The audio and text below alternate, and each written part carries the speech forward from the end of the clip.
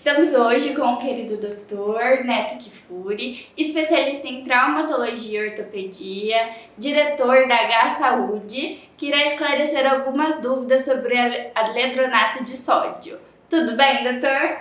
Tudo bom, Letícia. E você? Tudo bem, graças a Deus. Então, tá bom. Doutor, o que o alendronato de sódio, o que é, o alendronato de sódio e para que serve? O alendronato, Letícia, ele é uma medicação que nós usamos para tratamento de osteoporose, a princípio.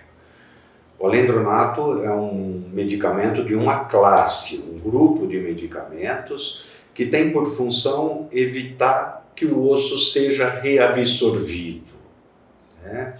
Então, esse medicamento serve para evitar que um osso normal se transforme num osso com osteoporose. Essa é a visão que a gente tem da função do alendronato e dos outros medicamentos desse grupo. Doutor, e quais os riscos do alendronato? Olha, o nosso osso é vivo. E o nosso osso, por ser vivo, ele é remodelado constantemente. O alendronato, como os outros medicamentos dessa classe, mais alguns que estão aparecendo mais recentemente, eles têm por função evitar que a célula que tira cálcio, nós temos duas células dentro do osso, uma tira e a outra vem repondo para que o osso se transforme, esteja sempre novo. Essa ação que o remédio faz é inibir a ação da célula que tira cálcio do osso. Com isso, a remodelação fica alterada. E isso é o que parece ser o principal fator para ocasionar o maior risco do uso do alendronato, que é necrose dos ossos de mandíbula, principalmente, mas também da maxila. Então, os ossos onde estão os nossos dentes podem morrer, como um dos riscos do uso dessas medicações, levando a consequências que podem ser sérias, graves, alterar muito a qualidade de vida das pessoas que acabam acometidas por isso. Quais as complicações do uso de bifosfonato? Os bifosfonados são nessa classe onde está o alendronato, mas também estão o risedronato, que é o Risedros, Actonel, tem uma série de nomes comerciais. Uma injeção que se toma uma vez por ano, que é o Aclasta, o Zometa, que é o zoledronato, entre outros, né? Os riscos que essas medicações trazem, quando usados por via oral, eles são altamente irritantes da mucosa do esôfago. Então, toda vez que alguém prescreve um bifosfonado, o alendronato, que é o mais comum deles, deve-se seguir de orientações muito firmes em relação ao horário da tomada, que habitualmente é em jejum, quando no alendronato, ao uso de um volume considerável de água para que ele não desça, não enrosque ao descer. Observar que você não pode deitar para evitar refluxo dessa medicação depois do uso, em geral 2 horas, e você teria o risco ou enroscar o comprimido se tomar com pouca água ou refluir, fazendo esofasites que podem ser graves, inclusive. Até relatos de perfuração do esôfago quando o comprimido enroscou na descida. Esse é um risco frequente que a gente encontra no dia a dia do consultório, mesmo quando bem orientado. Mas o risco mais grave ainda é o da necrose óssea, né? O risco da necrose óssea, sem nenhum tipo de interferência além do uso da medicação, ele chega a acontecer com uma frequência de 1 para cada 1000 que estão usando, em alguns estudos falando em 1 para 100, 1% de quem usa pode desenvolver necrose óssea. Mas é importante a gente falar disso porque quando você associa o uso do alendronato, das outras drogas, uma cirurgia dentária, esse risco sobe até 20 vezes. Ele pode chegar a 20% dos pacientes que fazem cirurgia em uso de alendronato ou até um tempo após o uso, o risco da necrose sobe 20 vezes praticamente. Então, é uma situação que se torna grave e a frequência aumenta muito a ponto da gente entender que é necessário a gente discutir isso, sim. Doutor, e se for fazer uma cirurgia, como que a gente pode fazer? A gente para de tomar o medicamento? Olha, no caso de cirurgias dentárias, é extremamente importante parar de tomar o medicamento. Lógico, se eu estou usando uma medicação que pode evitar que o paciente tenha uma fratura, essa avaliação ela precisa ser feita. Mas em função do risco, é melhor a gente parar o medicamento. Nós temos que saber que do grupo dos bifosfonados, é comum a gente imaginar que uma vez que você pare o medicamento, ele ainda continue a agir por muito tempo. Tanto que são medicamentos que eu posso usar uma vez por mês. Mas tem uma injeção que eu uso uma vez por ano. Então, ela age um ano e ainda está presente no teu osso por pelo menos mais um ano ou mais. Então, quando parar? Essa é a visão. Então, hoje, há consenso que no mínimo 3 meses antes da cirurgia se interrompe a medicação e retome o uso da medicação 3 meses depois. Isso seria mínimo, né? Porque nós sabemos que o risco existe e ainda vai estar presente por um tempo maior. Então, muitas vezes, se houver, por exemplo, a previsão de uma cirurgia futura e não estiver usando, programe para fazer o uso depois da cirurgia. Porque senão o risco existe e ele é de situações graves. Né? Doutor, e existem outros tipos de medicamento? Letícia, existe sim. Nós estamos falando dessas drogas que são consideradas antirreabsortivas. Você impede a reabsorção. Nessa linha, os medicamentos mais modernos, embora já tenham alguns anos de mercado, tem algumas medicações chamadas de imunoterápicos. São imunoglobulinas humanas monoclonais, é uma IgG que a gente ouviu falar bastante agora como teste de Covid, é a imunoglobulina, é a nossa defesa. Mas são medicamentos feitos com as nossas defesas. O denosumab, o nome comercial é Prolia, então ele é como se fosse um soro para o tétano, um soro para a raiva. Então, esse medicamento, ele bloqueia também a ação daquela célula que reabsorve, porém, ele tem uma persistência no osso, a afinidade dele pelo osso é menor do que dos bifosfonatos, né, do alendronato e dos outros. Então, a gente sabe que após 9 meses do uso dessa injeção, que é uma injeção semestral do Prolia, a gente já não tem mais ação. Então, tecnicamente, depois de uma injeção de Prolia, 9 meses após, você volta para o risco normal. Você não tem risco aumentado mais. Então, é uma medicação que pode ser usada. Em outra linha, embora muito menos usado, o volume de estudos é menor, mas há um hormônio que é a teripatina. O nome comercial é Fortel, também é injetável, mas são doses diárias que se faz por cálculo de peso do paciente e se usam em ciclos de 6 meses. Este estimula a célula que põe cálcio. Então eu continuo a ter remodelação, mas eu inverto aquela polaridade. Porque é importante que a gente comente alguma coisa que é assim, a criança tem muita célula pondo cálcio e pouca célula tirando para remodelar.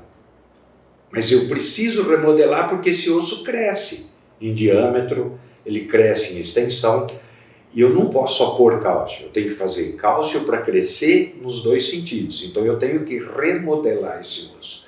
Mas a ação das células que põem cálcio é muito maior do que a que reabsorve. Isso vai chegando aos 20 anos, se iguala. Se mantém até os 30, 35 na mesma nível de ação. Após os 40 anos, por uma série de outros fatores que vão se agregando, essa situação se inverte e o que põe cálcio trabalha menos do que o que tira. E aí, por isso, a gente vai desenvolver osteoporose quando tiver mais velho, né? Então, a teripatia, ela age em cima da que põe cálcio. Então, eu forço o ganho. Porque é importante também, quando a gente usa alendronato, falar, tomei alendronato, eu estou protegido. Não, você parou de perder. Você vai ganhar se você estimular. Quanto mais você estimular, mais você vai poder ganhar. Essa é a ideia. Doutor, as reações adversas dos medicamentos, desses medicamentos e do alendronato, são as mesmas, são menores? Não, na verdade, o denosumab, o Prolia, ele tem risco de osteonecrose de mandíbula também. Como ele é um uso injetável, ele não tem o risco da esofagite, né? Como o zoledronato, que é injetável dos bifosfonatos, também não faz esofagite. É comum ter algumas reações leves aí.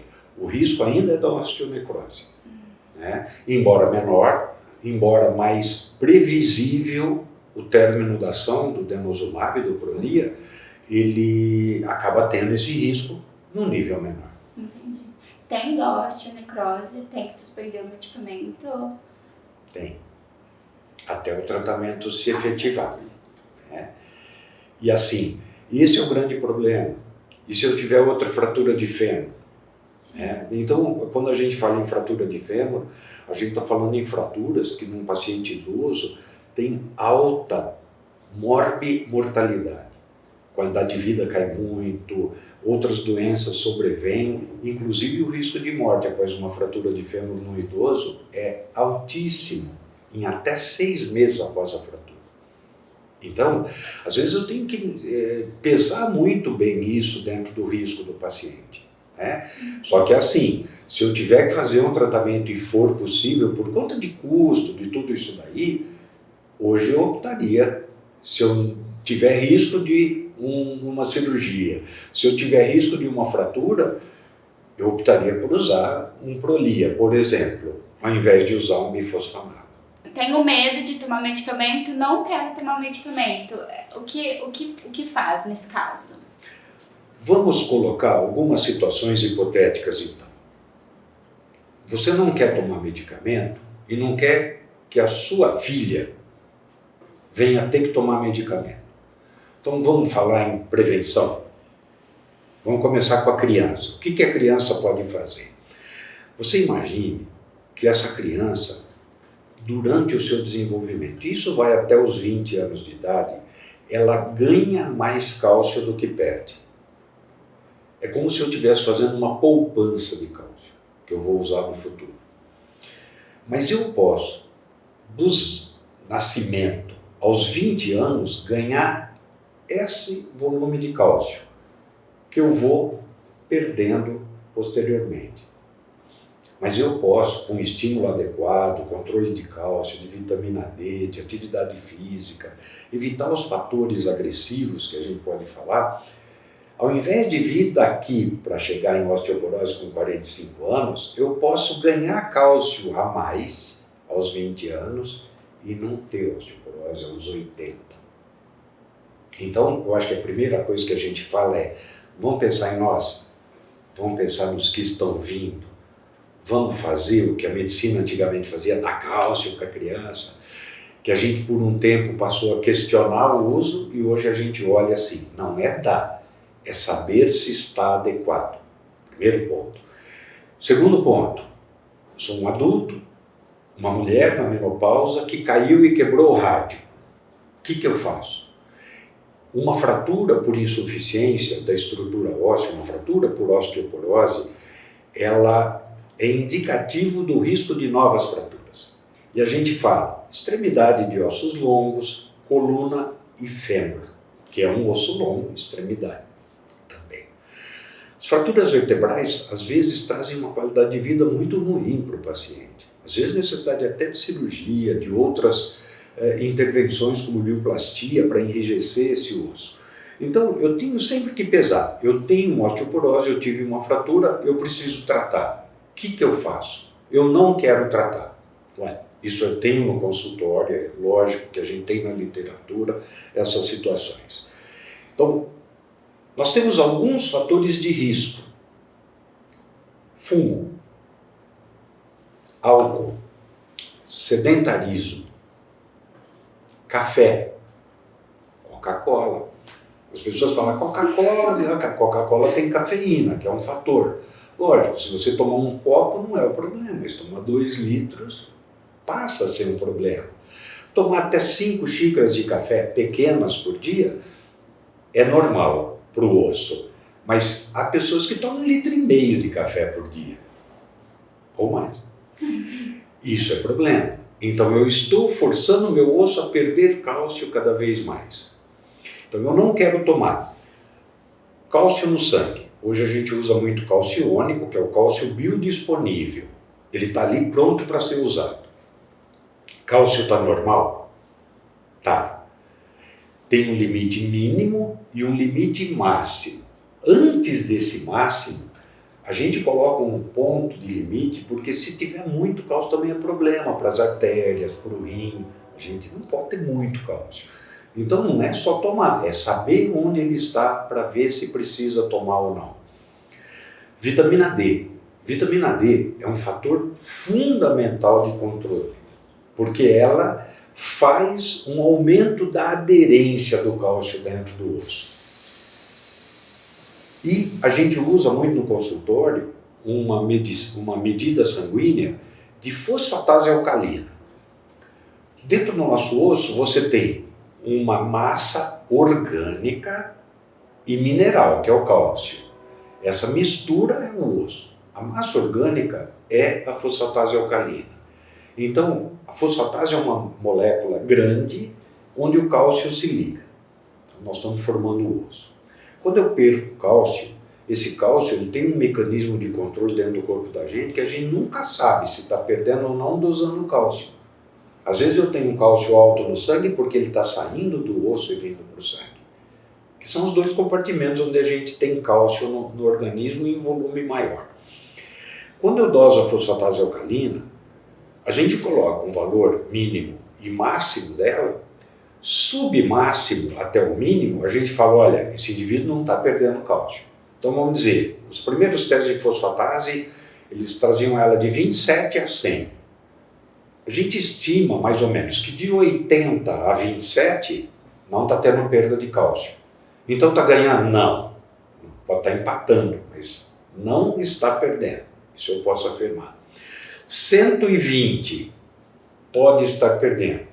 Porque como é uma macromolécula orgânica, o fígado produz fosfatase. Então, se eu tenho uma fosfatase alta, não é para desesperar, é para fazer um exame específico da fosfatase do osso, um exame de sangue também, comum, que vai falar para mim, não, ela está alta, então está perdendo o cálcio do osso, vamos agir. Nesse momento, o bifosfonato é uma coisa interessante. Mas se eu melhorar o cálcio, se eu melhorar a vitamina D e fizer exercício, parar de fumar, parar de beber em excesso, não estamos falando de cervejinha do fim de semana, não. Eu consigo fazer a fosfatase em alguns meses voltar para o normal, sem remédio. Então o remédio, ele minimiza muito o risco de uma nova fratura, mas ele não é fundamental. Ele não é a única forma de tratar. Então eu posso estar com medo de se tratar, vamos melhorar o restante? Essa é a pergunta que eu faço para o meu paciente sempre. E acho que dá para a gente melhorar. Então, essa é a visão. Tem o que fazer? Tem. Controlar os riscos, controlar o cálcio, controlar a vitamina D. E a vitamina D? Você toma só? Eu sempre brinco com meus pacientes. Eu tomo, um pouco, mas eu tomo. Então, a gente precisa de ultravioleta B para poder produzir a vitamina D3. A colesterol só se produz com a incidência do ultravioleta na nossa pele. Então, se eu não tomo sol, e a maioria de nós não toma mais, ou usa protetor em excesso por conta da prevenção necessária, mas se eu não tomo sol, eu tenho que tomar vitamina D. E a gente fala em semestralmente, até que a gente entenda qual é a necessidade que cada paciente tem, e ela pode mudar um pouquinho ainda durante a nossa vida, pelo menos algumas dosagens de 6 em 6 meses até estabelecer um padrão de comportamento. Hoje, embora existam considerações diferentes, eu sou mais velho, a gente idoso começa a ter algumas manias, mas a gente acompanha alguns grupos de estudo da vitamina D americanos que continuam a entender que não é 20 o mínimo, é 40. De 40 a 60, eu tenho uma faixa onde o paciente vai estar super protegido. Porque a vitamina D ela fixa com a osmose, mas está presente em mais 130 e tantos processos metabólicos. Ela é considerada como um hormônio e não como um mero adjuvante dos processos. Então esse é outro fator importante. Vai tomar remédio, mas vai tomar um pouquinho de sol, vai fazer atividade física. Doutor, e existe alguma situação específica que aumente o risco de necrose? Letícia, existe. A gente sabe que as necroses elas ocorrem em função da dose e da potência, principalmente dos bifosfonados. Em tratamentos oncológicos, em tratamentos de câncer, uma das coisas que já é protocolo na maioria dos serviços é assim: antes de iniciar, se o paciente não faz uso dessas medicações, paciente jovem, ele precisa fazer um tratamento dentário completo para evitar o risco de qualquer intervenção. Então, às vezes, chega-se ao extremo de indicar extração de terceiro molar parcialmente eclodido, tratar gengiva, porque exposição óssea aumenta o risco da necrose. Então, algumas vezes se propõe, olha, você tem 3 semanas para fazer tudo o que você precisa fazer de forma rápida, urgente, antes de começar. Porque quando nós estamos falando de alendronato, nós estamos falando de uma droga que tem potência 1. Em oncologia se usa zoledronato, que é uma droga cuja potência é quase 1000. Ele é muito mais forte que o alendronato e ele é necessário porque as outras drogas que vão ser usadas fazem ter osteoporose. Então, o Zometa, que é usado em oncologia semestralmente, ele põe uma proteção para a reabsorção, que as outras drogas fazem. E isso aumenta muito, muito. Né? Sem cirurgia, bucomaxilo, até 5% das pessoas que usam essas medicações em altas doses em oncologia vão ter necrose de mandíbula, de maxila. Com cirurgia, a gente falou que sobe 20 vezes. Então, o risco é altíssimo de ter uma complicação mais grave. Então, essa é uma situação específica que eu acho que precisa ser vista com muito cuidado. Doutor, e esses tratamentos alternativos, ele pode devolver o cálcio para o corpo? Para o osso, né? Pode. Para o corpo, para o osso, pode sim. O tratamento alternativo que a gente coloca, tanto de prevenção quanto de tratamento, é uma visão assim: se eu tenho cálcio normal, vê que nós voltamos sempre para essa mesma tecla. Se eu tenho uma boa vitamina D, se eu tenho uma fosfatase alcalina normal, eu posso ganhar cálcio. Eu falo sempre para os meus pacientes que é um algoritmo que eu desenho sempre numa página do meu bloquinho de receita. Cálcio, sangue e osso. Tomar cálcio. Eu tenho que olhar o sangue. Está normal? Tá. Não precisa tomar. Porque às vezes eu tenho cálcio provido da minha alimentação. Dentro do osso, o que eu olho? Olha, nas fases de risco, entrou no climatério, mulher teve irregularidade menstrual, 40, 45 anos, densitometria. Densitometria é uma foto do nosso osso. Ela fala, você está aqui. Não fala se você está perdendo ou ganhando, que eu só posso fazer isso a partir de uma segunda densitometria se ela for tecnicamente bem realizada. Então, a primeira densitometria me fala onde eu estou. Porque as pessoas falam, nossa, perdi. Não, eu não sei onde você estava. Eu sei que você está aqui. Como eu falei lá antes, que eu posso sair daqui com 20 anos ou daqui, isso vai depender onde eu vou estar, aqui ou aqui. Então, feito isso, a gente começa a pensar, se eu tenho sangue com cálcio normal, Se eu tenho dentro do osso uma perda de cálcio, mas minha vitamina D está adequada, minha fosfatase está adequada, a palavra mágica que faz você ganhar 2% até mais, dependendo da intensidade de como você faz, chama-se exercício diário. Ah, sábado está chovendo. Anda dentro de casa, 20 minutos. É verdade. Então, a gente brinca com os pacientes e fala assim, exercício, mas eu faço hidro. Sem carga e sem impacto, você não ganha cálcio. A gente brinca e fala assim, ao invés de hidro, compra uma plataforma vibratória que 20 minutos dela pode te dar 2% de cálcio ao ano. Tem estudos mostrando isso. Então, a gente às vezes brinca, né? Eu tenho muita preocupação com isso por causa do peso, mas eu falo assim, se você andar 1 hora por dia, em 1 ano você perde 10% do teu peso em massa gorda, né? E você ganha mais de 2% de cálcio para os seus ossos. É significativo. Bem significativo. Então, dá para tratar? Dá. Melhor prevenir. E se tiver muito grande, tem alternativas, mas os bifosfonados sem uma necessidade de cirurgia podem ser uma muito boa indicação. Nós temos várias alternativas, mas temos que ir atrás. Doutor, então, para finalizar, e se surgir alguma dúvida? Olha, Letícia, não é raro surgir dúvida, que é um assunto extenso, é um assunto que levanta muitas curiosidades, né? A gente estuda um pouco isso daí, a gente conhece um pouco, fico à disposição para poder esclarecer se surgir dúvida, né? Se eu souber, a gente esclarece imediato, se eu não souber, eu vou estudar, porque é bom a gente aprender que não sabe também tudo, né? Mas eu fico à disposição, se surgir dúvida, sim, pode mandar para a gente. Doutor, agradecemos a sua presença, todo esclarecimento, foi uma honra ter o doutor aqui com a gente.